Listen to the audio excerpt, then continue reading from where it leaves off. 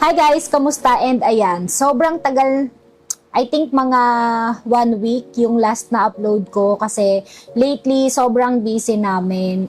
So ngayon, day off ko kaya ayun, inano ko talaga to, nilaan ko talaga to para makagawa ng video kasi yun nga matagal-tagal na yung last upload ko about sa freelancing.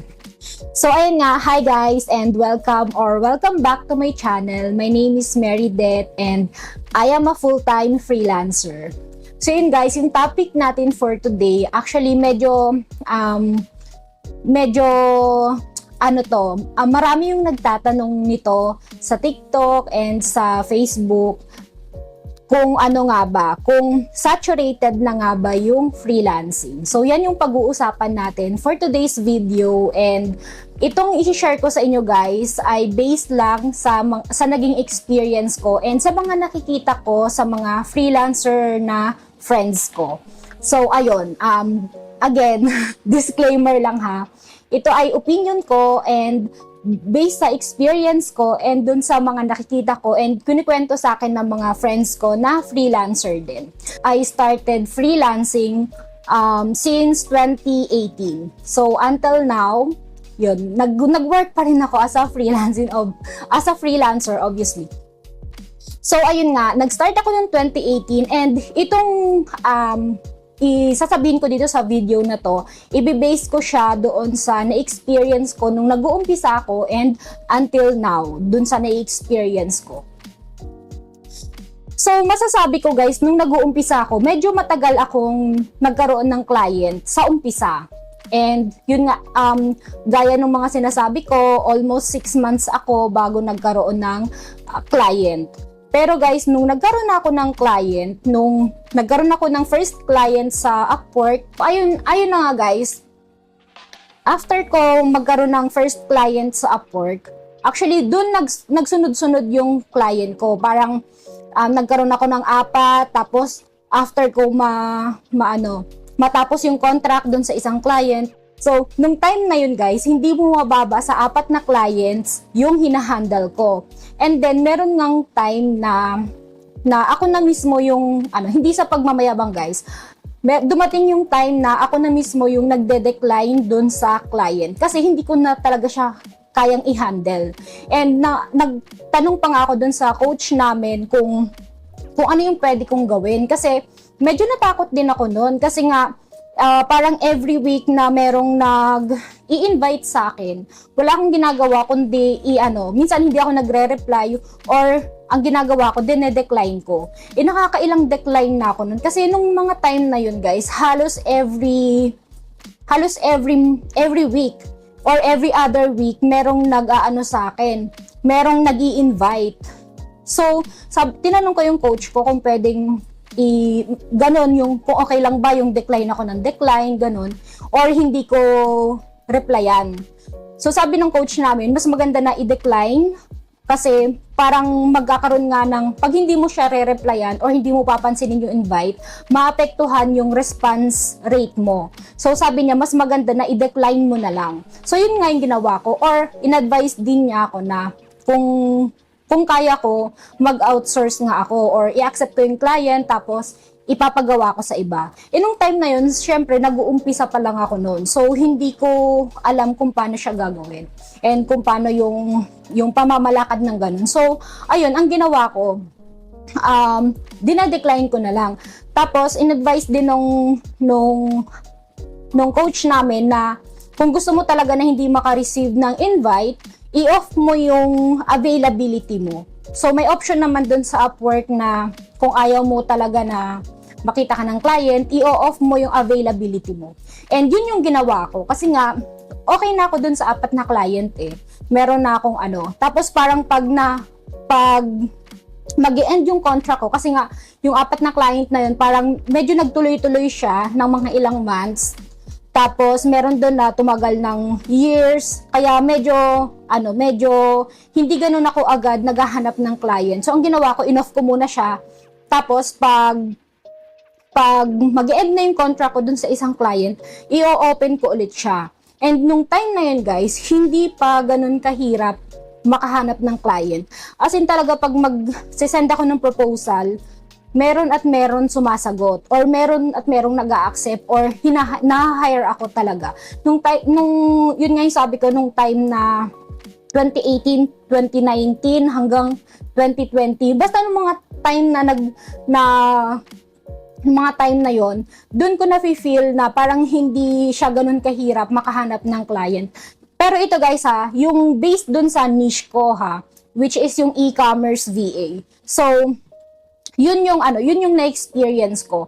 Actually, naka-off yung Upwork ko ng, I think mga, nung nakita ko na tong nung na-hire ako nung full-time client ko, na-hire niya ako ng 2020 I think.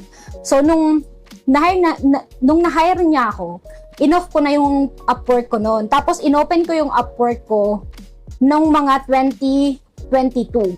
Parang gano'n, 2022. Basta may time na in-open ko yun, tapos nag-apply ako ulit. Tinry ko kung okay pa ba yung proposal ko, kung, alam mo yun, tinry ko lang kung, paano ba, kung effective pa yung mga tinuro sa amin nung yung pinag-aralan ko dun sa course namin. And grabe guys, masasabi ko na effective ba, and siguro dahil nga yung e-commerce is in demand talaga, so meron at meron talagang nag-a-accept. Actually, nung 2022, nag-apply ako or nag-send ako ng proposal sa dalawang lang, I think 2 or 3 job post lang. And dun sa isa, na-hire ako. Tapos nagtagal kami noon ng 1 year. So, ayun guys. And meron din, nung mga time na yun, meron din naman ako mga friends na after nilang makahanap ng client, medyo nahihirapan silang makahanap na ulit ng client. So, ito naman, mga general VA. So, hindi sila yung mga specialized. Unlike kasi dun sa niche ko, yung e-commerce VA, specialized siya. So, at saka nung time na yon, in demand talaga. Kahit until now, masasabi ko na in demand pa rin yung e-commerce VA. So, ayun na nga.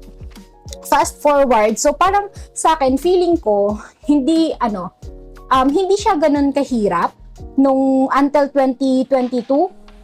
Tapos, nung nag-end yung contract ko dun sa client ko nung 2022, then siya nung 2023, simula nun, hindi pa ulit ako naghahanap ng client or hindi ko pa ulit ino-open yung Upwork ko. And actually, nung isang araw, tinry kong i-open yung Upwork ko. Wala naman akong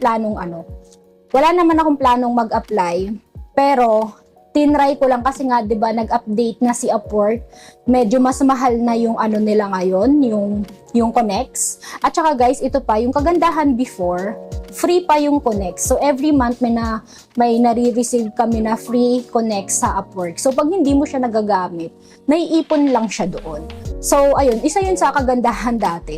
Pero dati guys, ang hirap pang makapasok sa Upwork. Actually, medyo matagal din ako bago na-approve sa Upwork. Yun nga, free yung Connects nila doon, pero mahirap makapasok. Pero ngayon naman, may bayad na, pero sabi ng ibang mga kakilala ko, ang bilis nang makapasok sa Upwork. Dati talaga sobrang hirap talaga. I think parang mga 3 months, pagkagawa ko ng Upwork, parang mga 3 months pa yata yun bago na-approve. So, sobrang hirap.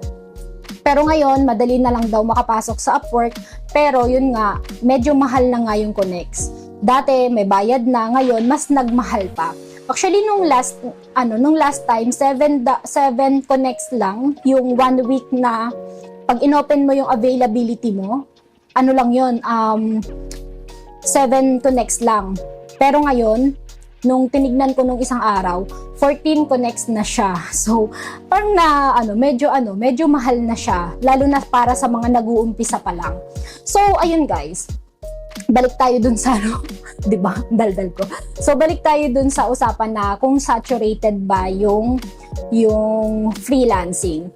So, yun nga sa na-experience ko, para sa akin hindi pa masyado. Although marami na rin talagang pumapasok sa freelancing world, yung mga galing BPO ganun.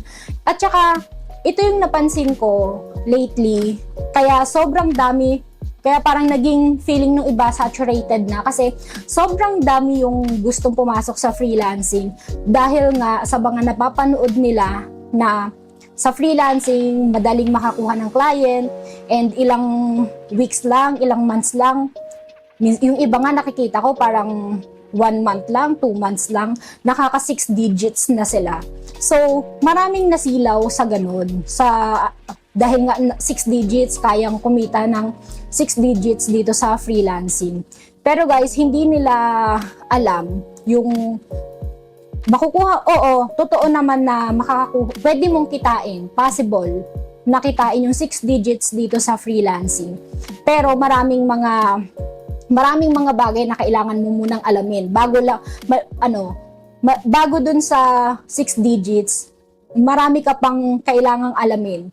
So, yung mga nakikita mo siguro na, or nakikita na nagsi 6 digits, maybe may mga may mga agency, or sobrang in demand nung niche nila, mga web developer, mga ganun. Sa regular client, for me masasabi ko, hindi siya ganun kadaling makuha kasi nga kailangan mo ng multiple clients. Multiple clients in a way na kailangan mo magtrabaho ng 2 or 3 client ng full time. Sa akin kung tutuusin sa niche ko, kailangan ko ng 2 full-time client para makuha ko yung 6 digits na income.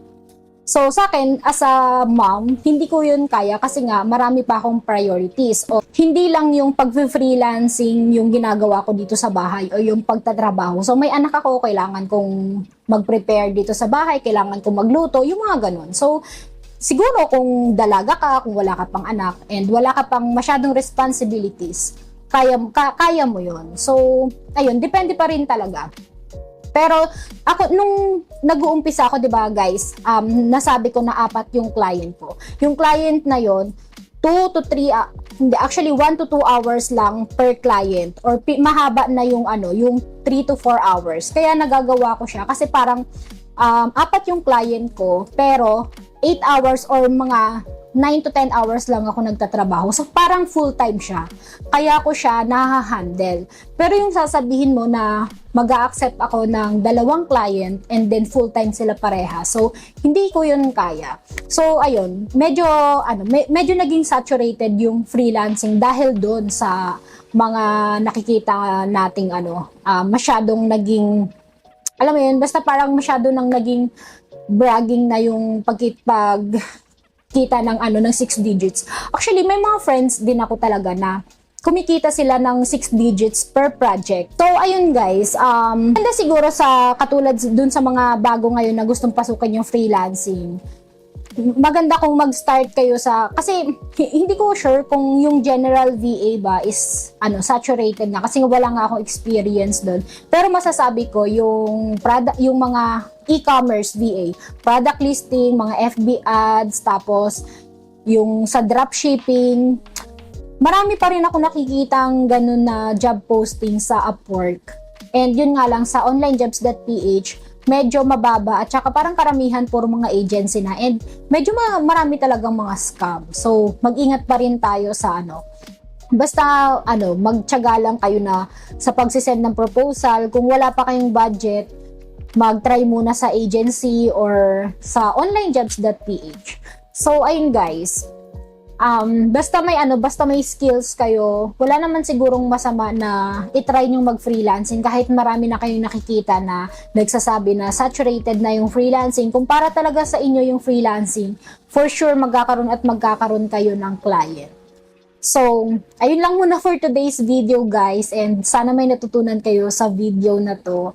And ayan guys, again, don't forget to like and subscribe to my channel and see you on my next vlog. Bye!